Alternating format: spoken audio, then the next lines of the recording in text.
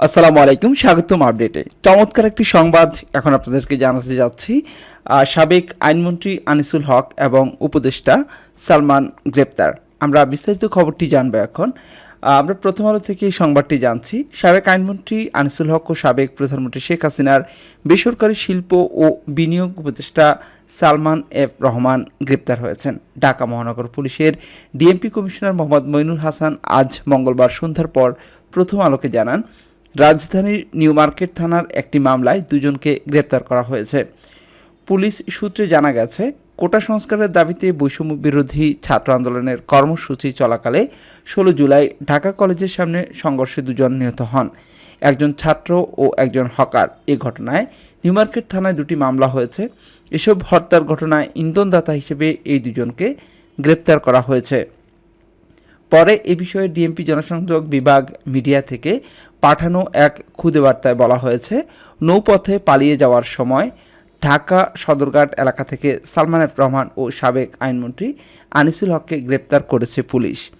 ছাত্র জনতার আন্দোলনের মুখে শেখ হাসিনা 5 আগস্ট প্রধানমন্ত্রীর পদ থেকে পদত্যাগ করে দেশ ছাড়ার পর মন্ত্রিসভার সদস্যরা আত্মগোপনে রয়েছেন।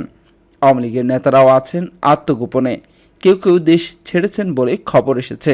এর মধ্যে আনিসুল হক ও সালমান এফ রহমানকে গ্রেপ্তারের কথা জানালো পুলিশ। আইনজীবী আনিসুল হক 2014 সালে ব্রাহ্মণবাড়িয়া 4, আখাউড়া ও কসবা থেকে নির্বাচন করে আওয়ামী লীগের সংসদ সদস্য নির্বাচিত হন।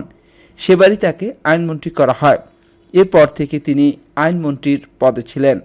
সালমান এফ রহমান বাংলাদেশ শিল্প ও বণিক সমিতি ফেডারেশন FBCCI এর সাবেক সভাপতি ও ব্যাক্সিমকো গ্রুপের প্রতিষ্ঠাতাদের একজন।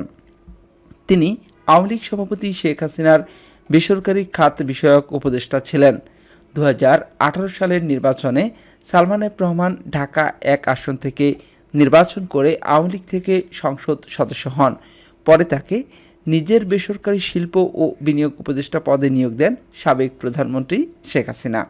আওয়ামী লীগ সরকারের পতনের পর 8 আগস্ট নোবেল বিজয়ী ডক্টর মোহাম্মদ ইউনূসের নেতৃত্বে অন্তর্বর্তীকালীন সরকার শপথ নেয়। এই ছিল এখনকার মতো। যারা আপডেটে আছেন কিন্তু চ্যানেলটি সাবস্ক্রাইব করেননি, অবশ্যই সাবস্ক্রাইব করবেন, আপডেটের সাথে থাকবেন। আল্লাহ হাফেজ।